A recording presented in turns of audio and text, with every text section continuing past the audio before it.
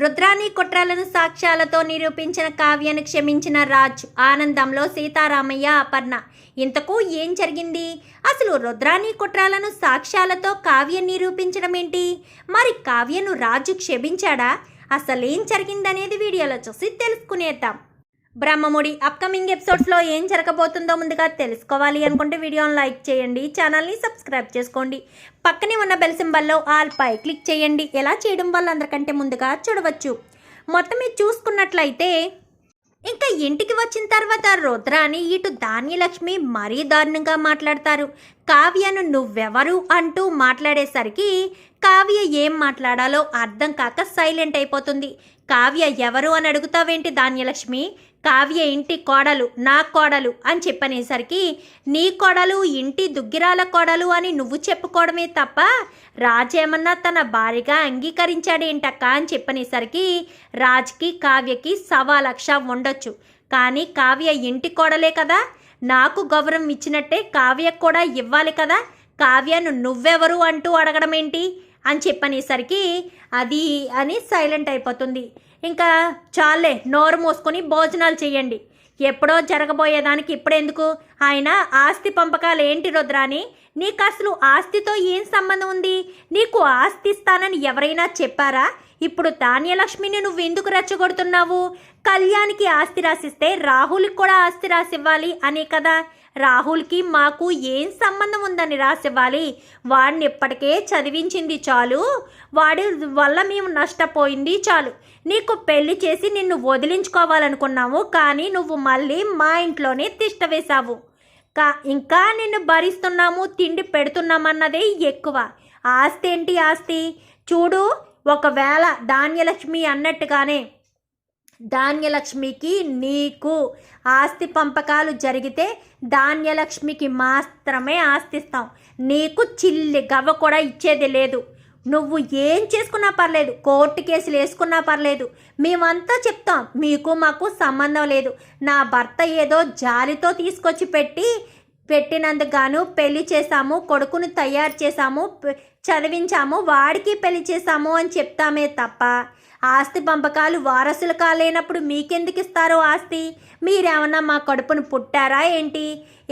ఏ కోర్టుకు వెళ్ళినా నువ్వు ఏం చేసినా చల్లదు, నీకు డబ్బులు దండకంతే. నోరు మూసుకుని పెట్టింది తిని నోరు మూసుకుని ఎంతలో ఉండాలో అంతలో ఉండు. ఇప్పటి వరకు ఇంటి కలహాల్లో చిచ్చు పెట్టావు కదా, ఇక మీద మూసుకో, నీకు సంబంధం లేదు, నీకు ₹1 కూడా రాదు అని చెప్పి ఇంకా ఇందిరాదేవి చెప్పేసరికి ఒక్కసారిగా రుద్రాని షాక్ అయిపోతుంది. ఇదేంటిది ఇలా అనేసిందమ్మా, ఆస్తి ఇవ్వదా ఏంటి? ఇప్పుడు నేను కోర్టుకి వెళ్ళినా కానీ ఎలాంటి ఉపయోగం ఉండదు కదా, ఎందుకంటే నన్ను పెంచుకున్నారంతే, పెంచుకున్న వాళ్ళకి ఇవ్వాలని రూల్ ఏమీ లేదు కదా, కన్న బిడ్డలకి మాత్రమే ఆస్తిస్తారు. పెంచుకున్నందుకు గాను నా కొడుకు చేసిన మోసాలు బయట పెడతారు, తర్వాత కుట్రలు బయట పెడతారు, నాకు పెళ్లి చేశారు, వాడికి పెళ్లి చేశారు, సరిపోతుంది. ఇదేంటి ఎలా జరిగింది? ఏదో ఒకటి చెయ్యాలి, మా నాన్నతో అయినా సంతకాలు పెట్టించుకోవడమో ఏదో ఒకటి చెయ్యాలి అని చెప్పి అనుకుంటూ ఉంటుంది. అనుకుంటూ ఉండి గదిలోకి వెళ్ళిపోయిన తర్వాత రాహుల్ తలుపేయరా అని చెప్పనేసరికి ఏంటి తల్లి కొడుకులిద్దరూ గదిలోకి వెళ్ళి తలుపేసుకుంటున్నారు, మళ్ళీ ఏదైనా కుట్రకు తెర తీస్తున్నారా ఏంటి అనుకుంటూనే వెనకాల డోర్ నుంచి వెళ్ళి డోర్ కాస్త లైట్గా ఓపెన్ చేసి అక్కడి నుంచి చూస్తూ ఉంటుంది. చూస్తూ ఉండేసరికి ఏంటక్క వెంటనే కావ్యకు మెసేజ్ చేయడంతో కావ్య అక్కడికి వస్తుంది. ఏంటక్క అని చెప్పాను కానీ ఒక్క నిమిషం ఉండు కావ్య అన్నట్టు సైగ చేసేసరికి ఏంటి మమ్మీ తలుపేయమన్నావు అని చెప్పాను, కానీ నేను మరొక ప్లాన్ చెయ్యాలనుకుంటున్నాను, మా నాన్నని చంపాలనుకుంటున్నాను, కానీ తాతయ్యని చంపేస్తే ఏం లాభం ఉంటుంది అని చెప్పాను, కానీ మీ తాతయ్యని చంపేసి ఒక దొంగ డాక్యుమెంట్స్ పుట్టించి మా నాన్న నా పేరు మీద ఆస్తి రాసిచ్చాడంటూ అందరినీ నమ్మించడానికి కోర్టుకి మీద ఇది వేయడానికి అవకాశం ఉంటుంది అనగానే మరి డాక్యుమెంట్స్ మమ్మీ అనగానే మా నాన్న సంతకాన్ని ఎప్పుడో నేను ఫోర్జరీ చేసి నేర్చుకుని ఉంచుకున్నాను, ఒక డాక్యుమెంట్స్ కూడా రెడీ చేసి ఈ ఇంటి మొత్తాన్ని నాకే రాసిచ్చినట్టుగా నేను ఆ పేపర్స్ కూడా రెడీ చేశాను అంటూ మాట్లాడేసరికి వెంటనే కావ్యదంతా వీడియో తీస్తుంది. వీడియో తీయడం మొదలు పెడుతుంది. ఇద్దరూ మాట్లాడుకుని డాక్యుమెంట్స్ చూపించుకుంటూ ఉంటారు. చూపించుకుంటూ తల్లి కొడుకులు ఇద్దరు మాట్లాడుకుంటూ ఉంటారు. మరి ఇప్పుడు ఏం చేద్దాం అనుకుంటున్నావు అనగానే, అపర్ణ వదిన్ని ఎలా అయితే ట్యాబ్లెట్లు వేసి బీపీ పెరిగేటట్టు చేశానో అలాగే ఇప్పుడు తాతయ్య గారికి కూడా అలాగే, మీ తాతయ్యకి కూడా అలాగే ట్యాబ్లెట్లు వేసి బీపీ పెరిగేటట్టు చేసి మొత్తానికైతే చచ్చేటట్టు చేస్తానని. కానీ ఏంటి, అపర్ణ మా అత్తయ్యని చంపడానికి ప్లాన్ చేసింది వీళ్ళ అని చెప్పి అనుకుంటూ ఉండేసరికి, అక్కడ వాళ్ళంతా ఉన్నారు కదా మమ్మీ అని చెప్పాను. కానీ ఏదో ఒకటి మేనేజ్ చేద్దాం లేరా, వీళ్ళంతా అక్కడికి వెళ్ళేలోపు తెల్లవారుజామునే మనం వెళ్ళిపోతే అప్పటికి వాళ్ళంతా మత్తులో ఉంటారు కదా. జాయిగా వెళ్ళి మా నాన్నకి ఆక్సిజన్ మాస్క్ తీసేసి బీపీ టాబ్లెట్స్ వేసేస్తే హై బీపీ పెరిగిపోయి చచ్చిపోతారు. మా వదిన అయితే కరెక్ట్ సమయానికి రాజు రావడంతో బ్రతికేసింది, కానీ మా నాన్న అయితే బ్రతికే అవకాశం లేదు, ఎప్పటికే రేపో మాపో అన్నట్టు ఉన్నాడు అని చెప్పనేసరికి అంతా బాగానే ఉంది, ఇదంతా వర్కౌట్ అవుతుందా మమ్మీ అని చెప్పాను. కానీ ఖచ్చితంగా వర్కౌట్ అవుతుంది. తెల్లవారుజామున 5 నువ్వు రెడీగా ఉండు, మనిద్దరం బయలుదేరి వెళ్ళి అక్కడికి వెళ్దాము అని చెప్పనేసరికి సరేనని చెప్పి ఇంకా రుద్రాని కాస్త పడుకుంటుంది. ఇదంతా మాట్లాడుకున్న తర్వాత వీడియో తీస్తుంది. ఇప్పుడు ఏం చేద్దాం అనుకుంటున్నావు కావ్య అనగానే, తెల్లవారుజామున 4 గంటలకి ముహూర్తం పెట్టారు కదక్క, అదే ముహూర్తానికి మనము కూడా బాంబు పేలుద్దాము అని చెప్పనేసరికి సరేనని ఇంకా ఒక్కసారిగా రుద్రాని రాహుల్ పడుకున్న తర్వాత ధాన్యలక్ష్మి మినహాయించి అందరికీ కూడా ఈ వీడియోని ఫార్వర్డ్ చేసేస్తుంది కావ్య. ఫార్వర్డ్ చేసేయడంతో అందరూ కూడా షాక్ అయిపోతారు. ఎవ్వరు కూడా బయట పడొద్దు అని కింద మెసేజ్ కూడా చేయడంతో అందరూ కూడా సైలెంట్ అయిపోతారు.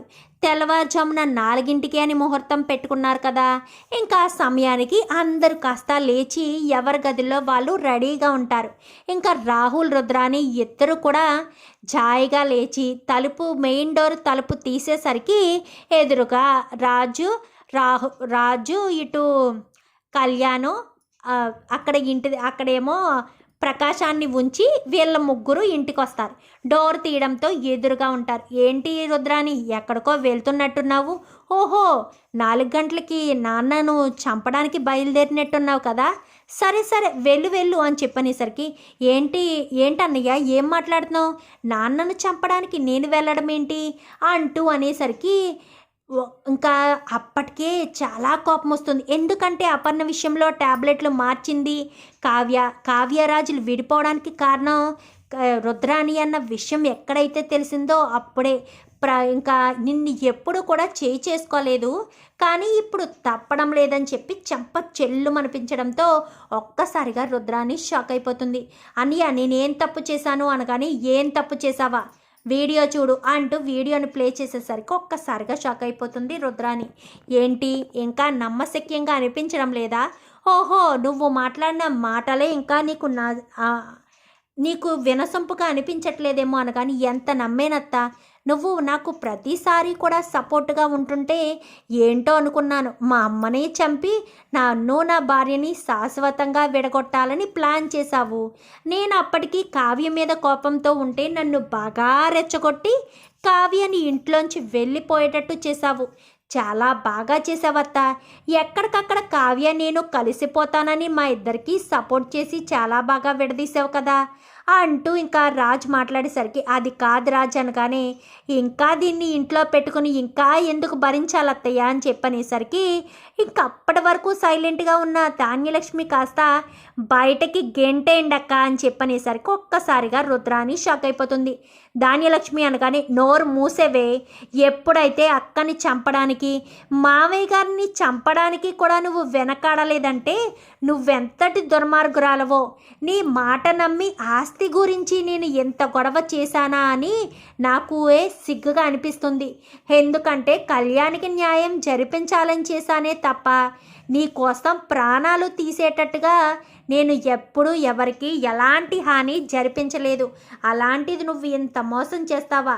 ఒక్క క్షణం కూడా దీన్ని ఇంట్లో ఉంచడానికి వీల్లేదక్క. ఇంట్లో ఉంటే ఇంకెన్ని కుట్రలు చేస్తుందో, ఇంకెన్ని ప్రాణాలు తీయడానికి వెనకాడకుండా ఉంటుందో అంటూ మాట్లాడేసరికి ఇంకా ఏం చేయాలో అర్థం కాదు రుద్రానికి. అది కాదు రాజు అనగానే, అత్త నిన్ను కొట్టే అంత దీన స్థితిలో అంటే అసహించుకోగలను కానీ నిన్ను కొట్టి నన్ను నేను తగ్గించుకోలేను అత్త. ఇప్పటికే మా నాన్న కొట్టాడు కానీ చాలా కోపంగా డాడీ కొట్టుంటారు. ఎందుకంటే మమ్మీ విషయంలో తప్పు చేసింది నువ్వే కాబట్టి. అందుకోసమనే నేనైతే నిన్ను కొట్టలేను. దయచేసి నువ్వు నీ కొడుకుని తీసుకుని ఇంట్లోంచి వెళ్ళిపో. స్వప్న మీతో రావడం రాకపోవడం అది స్వప్న ఇష్టం. మాకు ఎలాంటి అభ్యంతరం లేదు. ఇంట్లో స్వప్న ఉన్నా మాకు ఎలాంటి ఇబ్బంది కూడా లేదు. స్వప్న మీతో వస్తానంటే తీసుకువెళ్ళండి, లేదంటే నీ కొడుకుని తీసుకుని దయచేసి మా ఇంట్లోంచి వెళ్ళిపో అత్త. ఇంతకు మించి నిన్ను ప్రాధేయపడి అడగలేము. దయచేసి వెళ్ళిపోతా అని చెప్పనేసరికి, అది కాదు రాజ్యం అనగానే, ఇంకా వెళ్ళిపో అని చెప్తున్నాను కదత్త, వినిపించట్లేదా అంటూ రాజు అనేసరికి ఒక్కసారిగా తులిక్కి పడుతుంది రుద్రాని. వదిన అనగానే, ఛీ నీకులాంటి దాని మొహం చూడడానికే నాకు అసహ్యంగా ఉంది. నా కొడుకుని కోడల్ని విడదీయడం కోసం నన్నే చంపడానికి నా టాబ్లెట్లే మార్చేసి ఇప్పుడు మావయ్య గారిని చంపడానికి తెల్లవారుజామున 4 గంటలకి ముహూర్తం పెట్టుకుంటారా? మీరు అసలు మనుషులేనా? డబ్బుకు ఇంత పిచ్చేంటి? ఇలాంటి దాన్ని తీసుకొచ్చి ఇంట్లో పెట్టడం ఏంటి అత్తయ్య? ఇలాంటిది పాముకి పాలు పోసినట్టే. ఇది విషమే కక్కుతుంది తప్ప ప్రేమ ఎక్కడ కక్కుతుంది? తల్లిదండ్రులు చనిపోయినా కానీ ఎంత కోట్ల ఆస్తిలో తీసుకొచ్చి ఎలాంటి లోటు లేకుండా చూసుకుంటున్నారు. దానికి ఎంత కృతజ్ఞతగా ఉండాలి.